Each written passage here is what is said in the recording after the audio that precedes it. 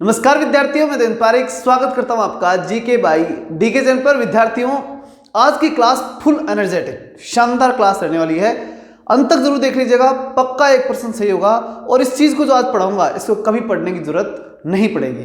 पूरी शानदार क्वालिटी के साथ लेके आया हूं, पूरे ट्रिक्स और जितनी मेरी आज तक की क्वालिटी रही है जो मेरे बच्चों को दी है, पूरा 100% लेकर के मैं आया हूं। अब 100% आगे देने की जिम्मेदारी आपकी है। अगर आपने पूरा 100% दिया तो पक्का आपको याद हो जाएगा। चलिए शुरू करते हैं। देखिए, आंतरिक प्रवाह की जो नदी मैंने घग्गर कंप्लीट करा दी थी, उसके बाद की आज टोटल नदियां आज कंप्लीट करा दूंगा। ध्यान से देख लिया तो सब कुछ याद है। देखिए, सबसे पहले आपको करना क्या है, 3 जिले प्रमुख रूप से जयपुर, इधर नागौर और इधर अजमेर, इन तीनों के बीच में है। मुख्यतः ये यहां पड़ती है, ठीक है, बॉर्डर तीनों का बनता है। इससे संबंधित जो आंतरिक प्रवाह की नदियां हैं वो दो कौन सी हैं, तो पहले तो हम चलेंगे जयपुर से और फिर चलेंगे हम अजमेर से। जयपुर से आंतरिक प्रवाह की नदी निकलती है मनोरपुर से। मनोरपुर जयपुर जो है वहां से निकलती है, जिसका नाम है मैंथा। ठीक है, मतलब आपको याद क्या रखना है कि मनोहर जो है ना वो मेहंदी लेकर के चला जयपुर से। ठीक है, मैंथा का मतलब आप क्या याद रखेंगे, मेहंदी। ठीक, तो मनोहर मेहंदी लेकर के जयपुर से चला कहां, सांभर। उधर से सांभर जो है वो रूपन आई। रूपन एक महिला का नाम है जो उसकी पत्नी है मनोहर की। ठीक है, वो रूपन आई तो रूपनगढ़ अजमेर से आई वो, और वो उसको सलाम करने आई, ऐसे याद रख सकते हैं आप, क्योंकि सलेमाबाद है तो सलाम करने के लिए अपने पति को, तो सलेमाबाद अजमेर से आई रूपनगढ़, और वो रूपनगढ़ भी कहाँ आई, सांभर। अब वहां पर उसने जो है मनोहर ने रूपन के क्या लगाई, मेहंदी लगाई।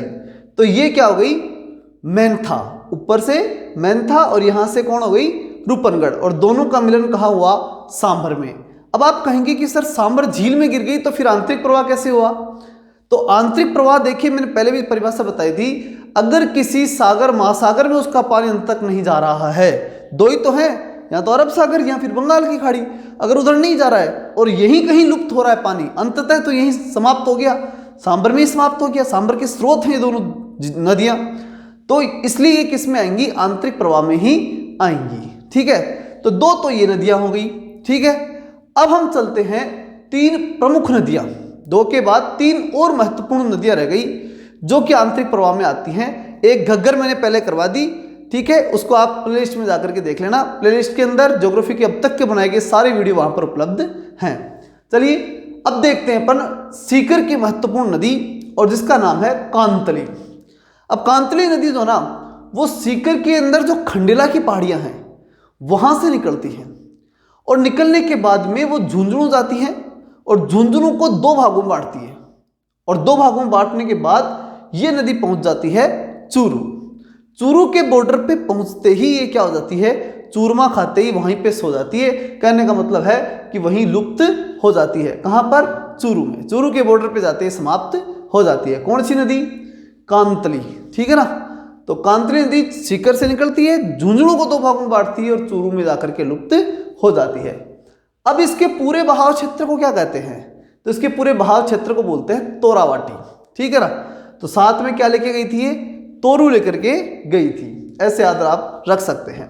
अगली चीज कि चूरू की सीमा पर समाप्त होती है, कोई दिक्कत नहीं। मौसमी है, मौसमी तो सारी मौसमी है।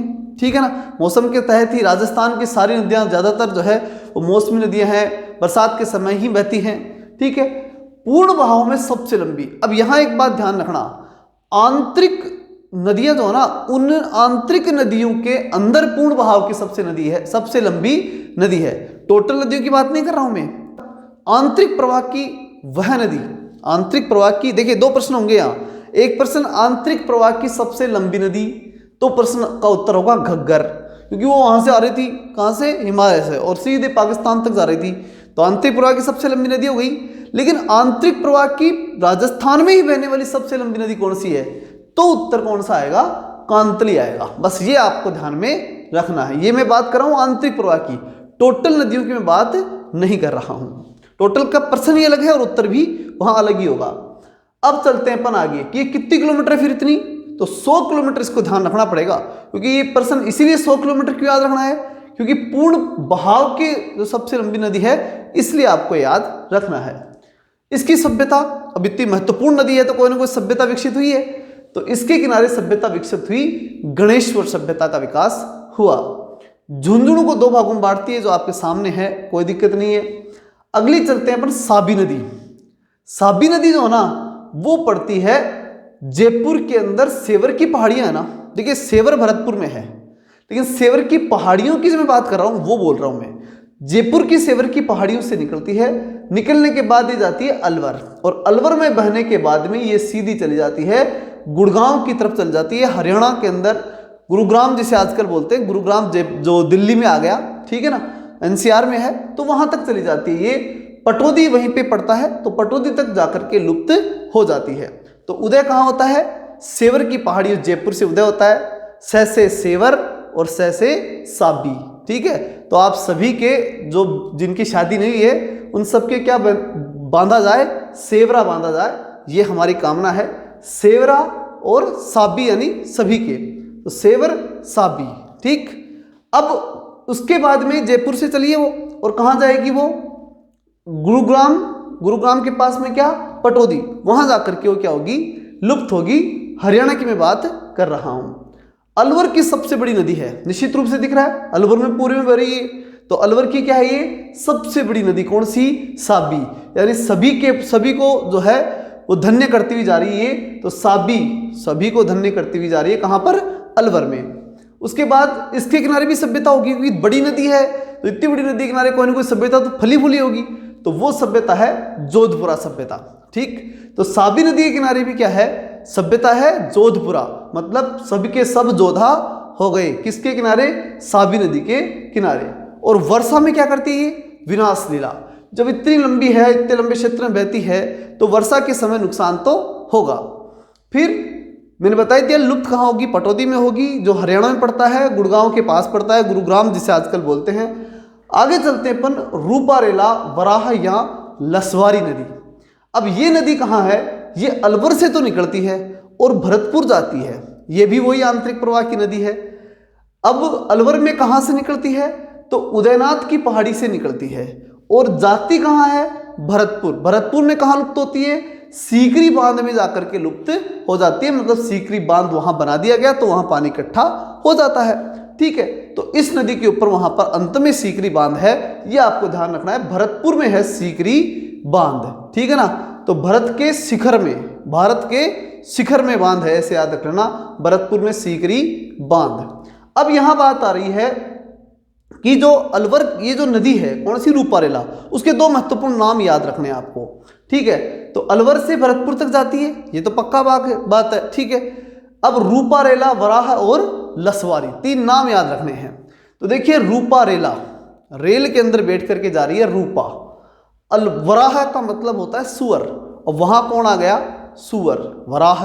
और लसवारी क्या बन के आ गया, सवारी बन के आ गया। यह आपको इसमें याद रखना है, किसमें, रूपारेला, वराह, लसवारी, ये नदी है, कहां से कहां तक, उदयनाथ की पहाड़ियों से लेकर के और सीकरी बांध तक, यानी अलवर से भरतपुर तक। यह था विद्यार्थियों आज का महत्वपूर्ण कंसेप्ट, बहुत ही महत्वपूर्ण कंसेप्ट था, और इस कंसेप्ट में से पक्का प्रश्न आएगा, आंतरिक प्रवाह की नदियां कंप्लीट आज। अब अगला जो कंसेप्ट स्टार्ट करेंगे वो अपन स्टार्ट करेंगे जो मतलब बंगाल की खाड़ी की, या फिर हम बात करेंगे अरब सागर, 2 में से एक का पक्का स्टार्ट कर देंगे। चलिए मिलते हैं नेक्स्ट वीडियो में, तब तक के लिए जय हिंद, जय भारत।